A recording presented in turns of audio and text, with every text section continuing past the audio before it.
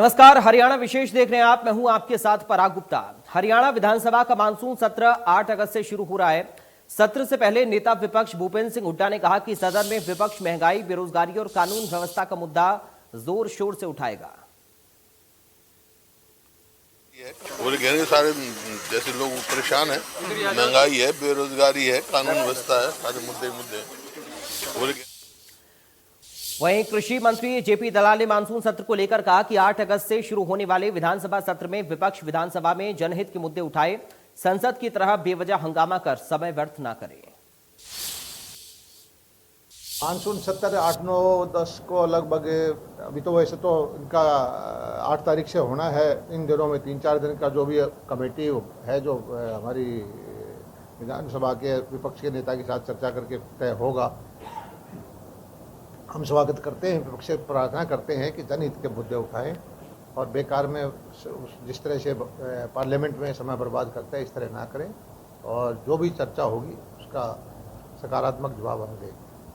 Monsoon सत्र 8, 9, 10 को लगभग, अभी तो वैसे तो इनका 8 तारीख से होना है। इन दिनों में 3-4 दिन का जो भी कमेटी है, जो हमारी विधानसभा के विपक्ष के नेता के साथ चर्चा करके तय होगा। हम स्वागत करते हैं, विपक्ष से प्रार्थना करते हैं कि जनहित के मुद्दे उठाएं और बेकार में जिस तरह से पार्लियामेंट में समय बर्बाद करते हैं, इस तरह ना करें और जो भी चर्चा होगी उसका सकारात्मक जवाब हम दें। शिवसेना नेता संजय राउत पर ईडी की कार्रवाई पर पूर्व सीएम भूपेंद्र सिंह हुड्डा ने प्रतिक्रिया दी। उन्होंने कहा कि केंद्र सरकार एजेंसियों का राजनीतिक हथियार के रूप में इस्तेमाल कर रही है, जो गलत है।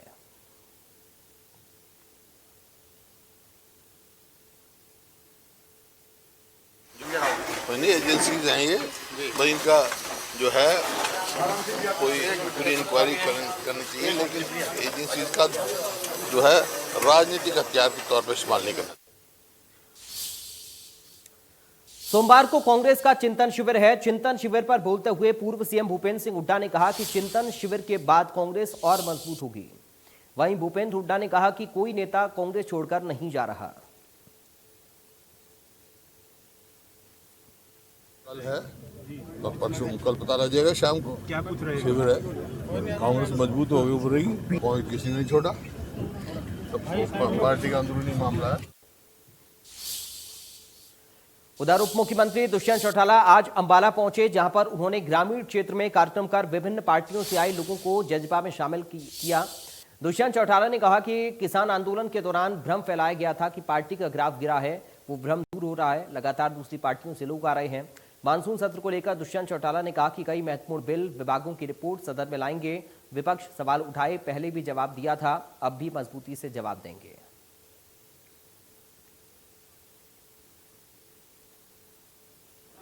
निरंतर सदस्यता अभियान के बाद पूरे प्रदेश में बहुत से ऐसे साथी जो पीछे रह गए थे या आज दूसरे दलों से संगठन को मजबूती देने के लिए आ रहे हैं, उससे ताकत मिल रही है। और निरंतर चाहे वो निकाय के चुनाव हुए हो या फिर आने वाले भविष्य में पंचायती राज के और कॉरपोरेशंस के चुनाव हैं, मैं मानता हूँ पार्टी संगठन को जो एक सेटबैक कोविड में किसान आंदोलन में मिला था, उसके बाद जो एक भ्रम लोगों में फैलाया गया था, संगठन कमजोर पड़ा है, एक ताकत मिली है। रोहतक में भगवान परशुराम आश्रम में आयोजित मूर्ति स्थापना के कार्यक्रम के दौरान रोहतक से बीजेपी सांसद और बादली विधानसभा से कांग्रेस पार्टी के विधायक कुलदीप वत्स आपस में उलझ गए।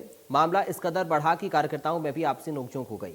आसपास के लोगों ने बीच बचाव कर मामले को शांत कराया और यही नहीं, कुलदीप वत्स को तो मंच भी छोड़ना पड़ा। बताया जा रहा है कि कुलदीप वत्स ने अपने संबोधन के दौरान सांसद अरविंद शर्मा के बारे में घाट घाट का पानी पीने की बात कह दी थी।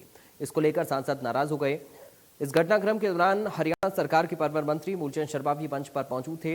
अरविंद शर्मा ने इस बारे में कहा कि भूपेंद्र सिंह हुड्डा के कहने पर कुलदीप वत्स ये कार्यक्रम खराब करने के लिए आए थे और इस वजह से इस सामाजिक कार्यक्रम को उन्होंने राजनीतिक मंच बना दिया।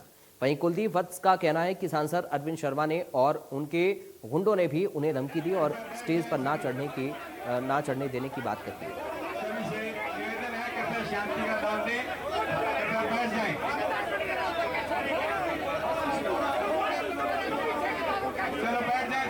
तो ये तस्वीर आप देखिए, दोनों के समर्थकों के बीच में नोकझोंक हुई और इसकी तस्वीरें भी सामने आई हैं। एमपी और एमएलए के समर्थक इस कार्यक्रम में भिड़ते हुए नजर। पाटत की समाज की जब बात है तो समाज की बात समाज के तरीके से होनी चाहिए, उसमें ऐसी बातें ना जाएं कि जिससे समाज में कुछ फर्क आए। कुछ ऐसे साथी वहाँ पर मौजूद हो गए थे जो कि भूपेंद्र और दीपेंद्र ने भेजे और उन्होंने ऐसी बात करने की कोशिश की जिससे लोगों में थोड़ी सी लोगों में नाराजगी। क्या माहौल खराब करने का प्रयास था? माहौल ही खराब करने का प्रयास था, भी आपस में कन्फ्यूजन हो जाए, पाटत हो जाए, माहौल खराब हो ही गया था आपने देखा। लेकिन लोगों की समझदारी से लोग बाग इस बात को समझ गए कि भी ये क्या किस द्वारा स्पॉन्सर्ड था, ये कांग्रेस के लोग थे और उन्होंने इस तरह की माहौल को ख़राब करने की और प्रोग्राम को ख़राब करने की कोशिश की, लेकिन प्रोग्राम को ख़राब नहीं कर सके। जिसा बड़ा भाई था अरविंद शर्मा जी, जिसे उसकी सोच थी, मैं उसकी हर चुनौती के लिए तैयार हूँ। कहीं ना कहीं नफरत पैदा की हुई है। जो उन्होंने चुनौती दी परकच्चे उड़ाने की, जो धमकी दी स्टेज पर नहीं चढ़ने देने की, जो धमकी दी है, और उसके जो साथी थे, जो उसके थे, जो गुंडे की तरह जो धमकी दे रहा था, मैं अरविंद शर्मा की हर गुंडाई को, हर धमकी को कबूल करता हूं। जिस प्रकार से मेरे पर्चे उड़वाना चाहे, मेरे परकच्चे उड़वाना चाहे, जिस प्रकार मरवाना चाहे, जिस प्रकार इलाज करवाना चाहे, उसकी खुली छूट है, करवा सकता। अंबाला में मेडिकल काउंसिल की तरफ से चिकित्सक गौरव अवार्ड सम्मान समारोह का आयोजन किया गया। कार्यक्रम में स्वास्थ्य मंत्री अनिल विज ने शिरकत की। इस दौरान उन्होंने प्रदेश भर से आए डॉक्टर्स को सम्मानित किया। उन्होंने कहा कि उन्होंने लाखों जिंदगियां बचाई हैं, मैं खुद उनमें से एक हूं। मेरा सर्वाइवल चांस 10% था, तो मैं भगवान के दरवाजे पर पहुंच गया था, लेकिन मुझे वापस खींच लिया। इस दौरान डॉक्टर्स को भगवान का दर्जा दिया। उन्होंने कहा कि हम डॉक्टर से इलाज अमेरिका वाला चाहते हैं तो डॉक्टर्स को सुविधाएं भी अमेरिका जैसी ही देंगे। स्वास्थ्य मंत्री अनिल विज ने कहा कि स्वास्थ्य विभाग के बजट को बढ़ाया गया है, प्रदेश में डॉक्टर्स की कमी जल्द पूरी होगी। हमारे मुख्यमंत्री ने कहा है कि आप सुविधाएं दीजिए, पैसे की कमी नहीं आने दूंगा, पैसे की कमी नहीं। और इस बात जैसा अभी अरोड़ा जी ने बताया आंकड़ों के माध्यम से कि हमारा बजट हेल्थ का 3.5% ऑफ जीडीपी हो गया। जब मैं स्वास्थ्य मंत्री बना था तो स्वास्थ्य विभाग का जो बजट था वो 1700 करोड़ रुपए था। अब शायद 6500 करोड़ रुपए हो गया, 6500 करोड़। हमें भी डॉक्टर है, इतनी मेहनत करके डॉक्टर बन के आता है, उसको उसके रुतबे के मुताबिक अस्पताल मिलना चाहिए, उसके रुतबे के मुताबिक उसको मकान मिलना चाहिए। हम इस दिशा में आगे बढ़ रहे हैं। समय लग सकता है लेकिन डायरेक्शन हमारी ठीक है। हमने अंबाला कैंट में भी 100 डॉक्टर्स के मकान हम बना रहे हैं, 100 डॉक्टर्स के मकान। केंद्रीय सामाजिक न्याय एवं अधिकारिता मंत्री रामदास अठावले अंबाला पहुंचे, जहां उन्होंने महाराष्ट्र शिवसेना नेता संजय राउत पर ईडी कार्रवाई को जायज बताया। उन्होंने कहा केंद्र सरकार विपक्ष पर द्वेष की राजनीति नहीं कर रही। वहीं झारखंड कांग्रेस के 3 विधायक लाखों रुपयों समेत पकड़े जाने को भ्रष्टाचार का मामला बताया। पश्चिम बंगाल के मंत्री पर ईडी की कार्रवाई के दौरान मिले करोड़ों रुपए भ्रष्टाचार की कमाई है, ये उनकी ओर से कहा गया।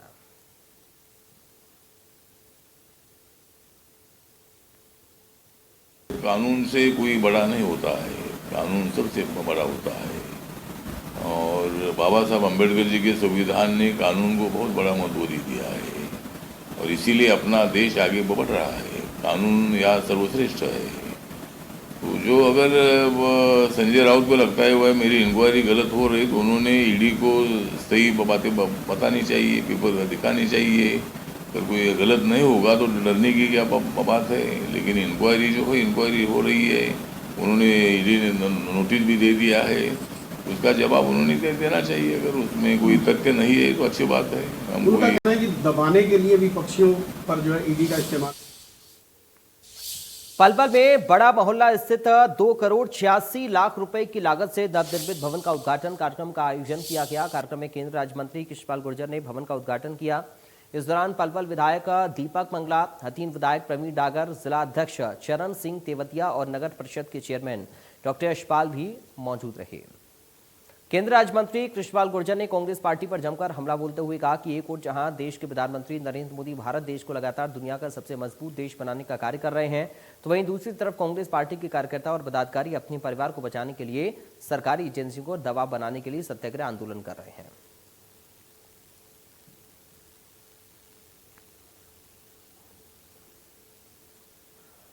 जब से देश में मोदी जी की सरकार आई है और हरियाणा में मनोहर जी की सरकार, ये दोनों सरकारें आपके आशीर्वाद से हुई। अगर आपका आशीर्वाद नहीं होता तो ना दिल्ली में बीजेपी की सरकार होती, ना हरियाणा में मनोहर जी की सरकार होती। मैं किसी की आलोचना करने नहीं आया, सरकार को बहुत बनाई है आप, लेकिन इन 8 सालों में इस पलवल जिले का जब पूरी फरीदाबाद लोकसभा का जो विकास हुआ है उसकी आप पूरी तुलना कर लेना मेरे कहने, चाहे लड़कियों के कॉलेज बनाने हो, चाहे पार्क बनाने हो, चाहे खेत परिसर बनाने हो, चाहे गाँव की सड़कें बनानी हो, चाहे नहरों पर पुल बनाने हो, चाहे हाईवे बनाने हो, ये सब आप देखिएगा घंटों की दूरी मिनटों की रहेगी। जब से देश में मोदी जी की सरकार आई है और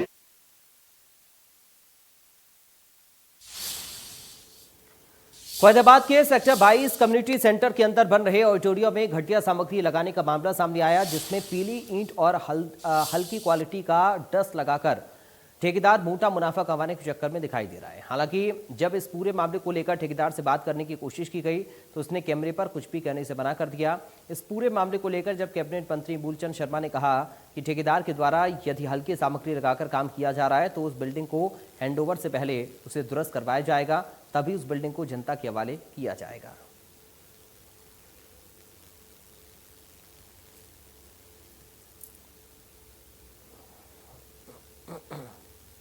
घटिया सामान कहना एक आसान है जी, और मैं कहता हूँ जो भी काम होता है बल्लट के पैरामीडियो, मैं ये तो मान सकता हूँ 19-20, और उसका आज छत डालने का काम है लोहे की, बाकी काम तो उसका 2 साल पहले हो चुका, अब तो शेड बनना है और शेड में लाइटिंग है, जो होगा रिपेयर करेगा, जब लेंगे उससे कंपटीशन लेंगे तो पूरा।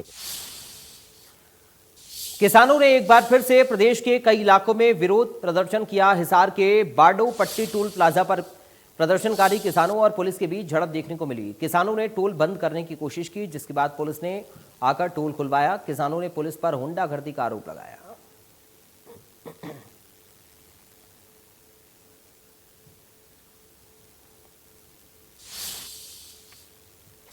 करनाल में संयुक्त किसान मोर्चा के आह्वान पर किसानों ने प्योंट टोल प्लाजा पर धरना प्रदर्शन किया, तो वहीं किसानों ने सरकार के खिलाफ जमकर नारेबाजी की और सरकार का विरोध किया। सरकार की तरफ से एमएसपी को लेकर गठित की गई कमेटी का किसान मोर्चा ने बहिष्कार किया था। किसानों ने चेतावनी देते हुए कहा कि अगर अपने हकों के लिए एक बार फिर से हम आंदोलन शुरू करेंगे। वहीं कलायत के रामगढ़ रोड 152 पर एसकेएम के आह्वान पर अपनी मांगों को लेकर प्रदर्शन किया। हिसार में भी मांगों को लेकर सरकार के खिलाफ किसानों ने प्रदर्शन किया। 3 तस्वीरें हम आपको दिखा रहे हैं किसानों के इस प्रदर्शन की।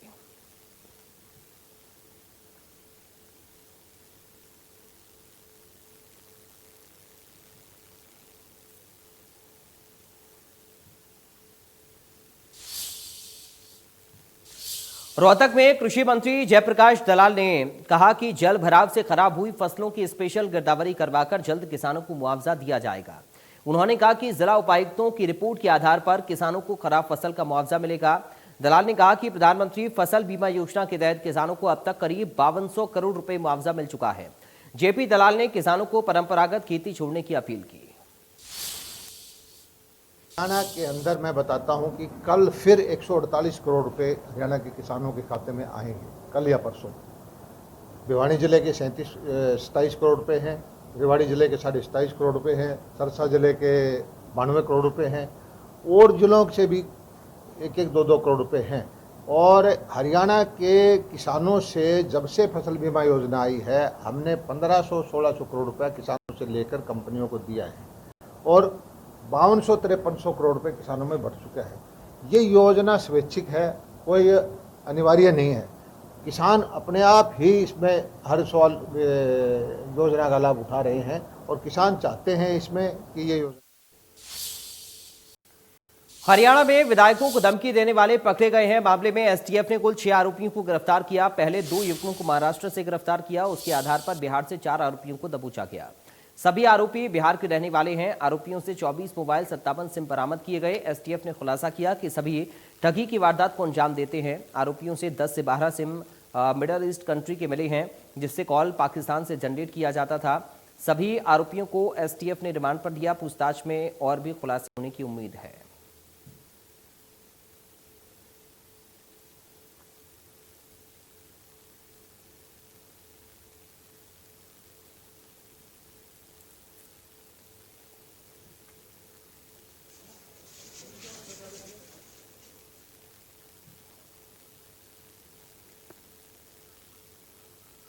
तो विधायकों को धमकी देने वाले गिरफ्तार हुए हैं। विधायकों को धमकी देने के मामले में एसटीएफ ने खुलासा किया है। 6 आरोपियों को एसटीएफ ने गिरफ्तार किया है। 2 आरोपियों की गिरफ्तारी मुंबई से की है। तो महाराष्ट्र के मुंबई से 2 आरोपी पकड़े गए। 4 आरोपी बिहार से गिरफ्तार किए हैं। एसटीएफ ने प्रेस कॉन्फ्रेंस कर इन सभी के बारे में जानकारी दी। सभी आरोपी मुजफ्फरपुर के रहने वाले हैं। बिहार के मुजफ्फरपुर के रहने वाले सभी आरोपी बताए जा रहे हैं। सभी ने हाई स्कूल तक पढ़ाई की हुई है। 10th तक ये सभी आरोपी पढ़े हैं। 24 मोबाइल 57 सिम कार्ड इन लोगों के पास से बरामद किए गए हैं। 10 मोबाइल नंबर पाकिस्तान के भी इन लोगों के पास से बरामद हुए हैं। 10 से 12 नंबर मिडिल ईस्ट कंट्री के देश के इन लोगों के पास से बरामद किए गए हैं।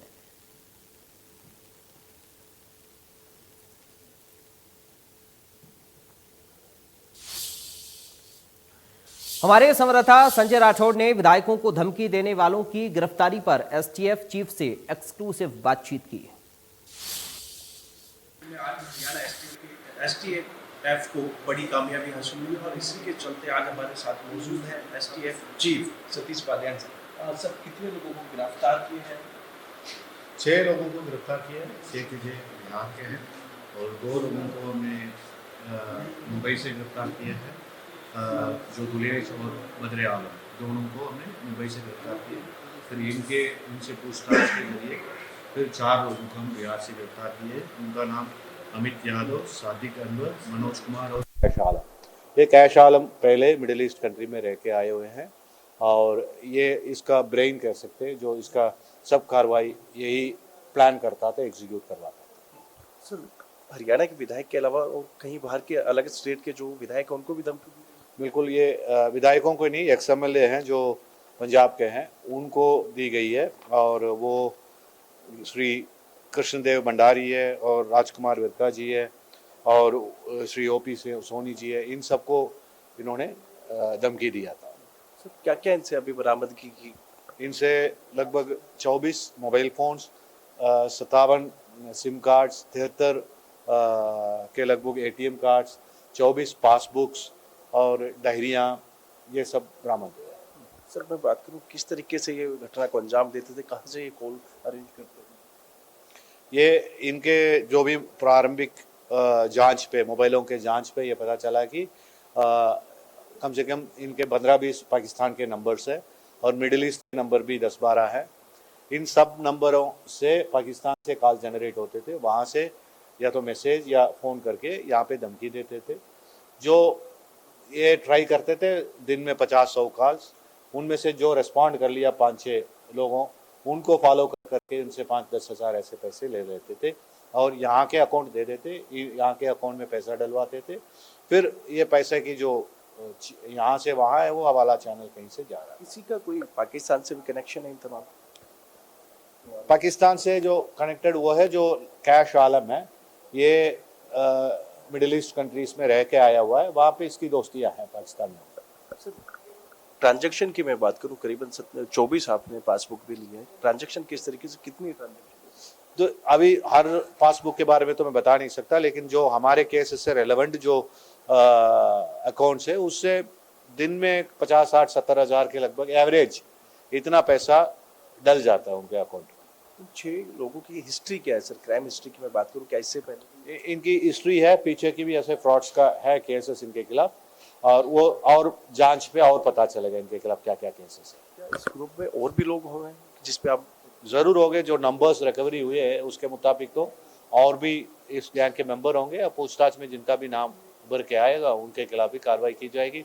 हमसे अगर हो सकता तो हमसे होएगा, अगर किसी और स्टेट से अगर कार्रवाई होनी है तो उनको इन्फॉर्मेशन दिया जाएगा। कितने करोड़ रुपए की इस तरीके की ठगी कर चुके? ये एग्जैक्टली मैं अभी आपको बता नहीं सकता। मैं आपको बता रहा कि पर डे पर अकाउंट 50-60 हज़ार डिपॉजिट हो रहा था। Just imagine for the number of accounts they have. 74 तो एटीएम है, तो वही इतने ही एटीएम कार्ड होगी। सो 24 हो गए तो 100 तो अकाउंट तो कम से कम होंगे। सो जस्ट इमेजिन कि पर डे 50 हज़ार की एवरेज में अगर डिपॉजिशन हो रही है 100 अकाउंट तो मल्टीप्लाई करके देती है। और इनको अभी रिमांड पे भी लिया गया?